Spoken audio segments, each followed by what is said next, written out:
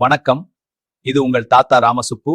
உலக பொதுமறை திருக்குறளை நான் புரிந்து கொண்ட மட்டில் சிறு கதைகள் மூலம் சொல்லும் முயற்சி இது. தவறிருந்தால் திருத்தவும், பிடித்திருந்தால் ஆதரவளிக்கவும். ரமேஷ் சென்னையில் ஒரு சிறிய தனியார் நிறுவனத்தில் கணக்காளராக வேலை செய்கிறான். அவனது மாதச் சம்பளம் 20,000 ரூபாய் மட்டுமே. அந்த தொகையை கொண்டு தன் வரவு செலவு கணக்கே ஒரு நோட்டு புத்தகத்தில் கவனமாக எழுதுகிறான். ரமேஷ் வசிக்கும் வாடகை வீடு மிகவும் சிறியது, ஆனால் சுத்தமாக பராமரிக்கப்படுகிறது. தேவையற்ற ஆடம்பர பொருட்கள் ஏதும் அந்த வீட்டில் இல்லை. சமையலறையில் அத்தியாவசிய பொருட்கள் மட்டுமே வரிசையாக அடுக்கி வைக்கப்பட்டுள்ளன. ரமேஷின் நண்பன் சுரேஷ் ஒரு பெரிய வணிக வளாகத்தில் வேலை செய்கிறான். அவன் கையில் புதிய ரக தொடுதரை கைபேசி வைத்திருந்தான். அவன் ரமேஷை சந்தித்து தன்னிடம் பணம் இல்லாவிட்டாலும் தவணை முறையில் வாங்கியதாக பெருமையுடன் கூறுகிறான். மாலை நேரத்தில் இருவரும் ஒரு தேநீர் கடையில் அமர்ந்து பேசுகிறார்கள். சுரேஷ் அலைபேசியில் புதிய ஆடைகளையும் காலணிகளையும் காட்டி இவற்றை அடுத்த வாரம் வாங்கப் போவதாக கூறுகிறான். ரமேஷ் அவனிடம் இவ்வளவு தேவையற்ற செலவுகள் செய்ய வேண்டாம் என்று அறிவுரை கூறுகிறான். சுரேஷ் ரமேஷின் பேச்சை கேட்காமல் தன் வரம்பிற்கு மீறிய விலை உயர்ந்த ஒரு மோட்டார் சைக்கிளை தவணை முறையில் வாங்குகிறான். அதை ஓட்டிக்கொண்டு ரமேஷின் வீட்டிற்கு வந்து அவனை கூப்பிடுகிறான்.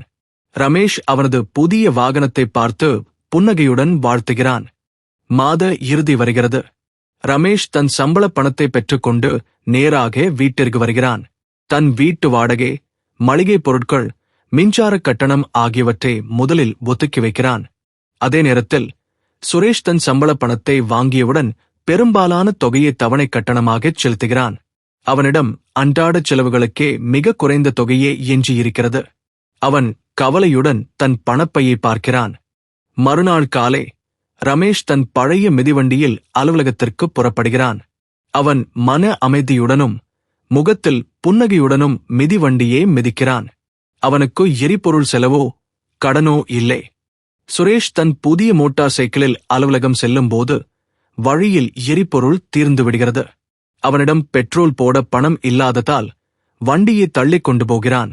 அவன் முகம் சோர்விலும் வேர்வையிலும் மூழ்கியிருக்கிறது. மதிய உணவு இடைவேளையில் ரமேஷ் வீட்டிலிருந்து கொண்டு வந்த எளிய உணவை மகிழ்வோடு உண்கிறான். அவனுடன் வேலை செய்யும் மற்ற நண்பர்களிடமும் தன் உணவை பகிர்ந்து கொள்கிறான். அவனது எளிமை அவனுக்கு மகிழ்ச்சியை தருகிறது.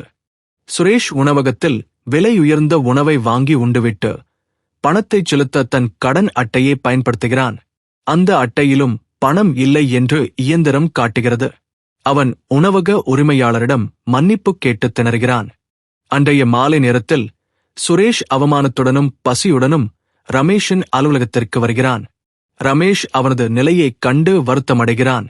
அவனுக்கு தன்னிடம் இருந்த சிற்றுண்டியை வழங்கி அவனது மனக்குமுறலை கேட்கிறான்.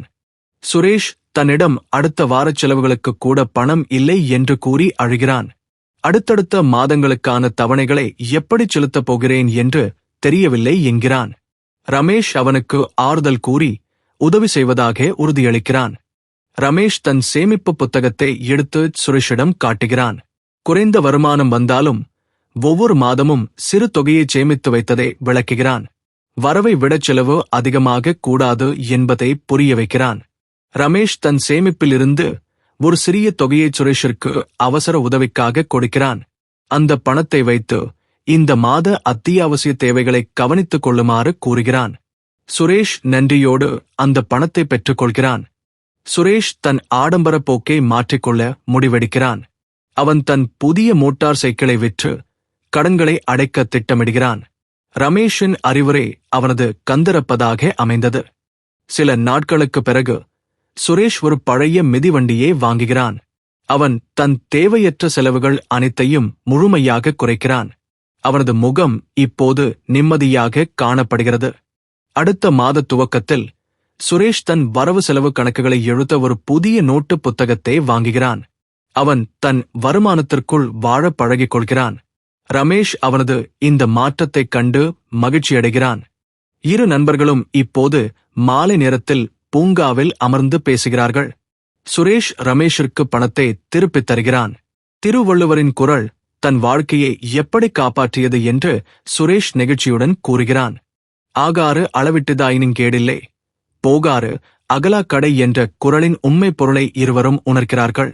வருமானம் குறைவாக இருந்தாலும் செலவை விரிவுபடுத்தாமல் வாழ்ந்தால் வாழ்வில் என்றும் துன்பமில்லை என்பதை அவர்கள் வாழ்க்கை உணர்த்துகிறது.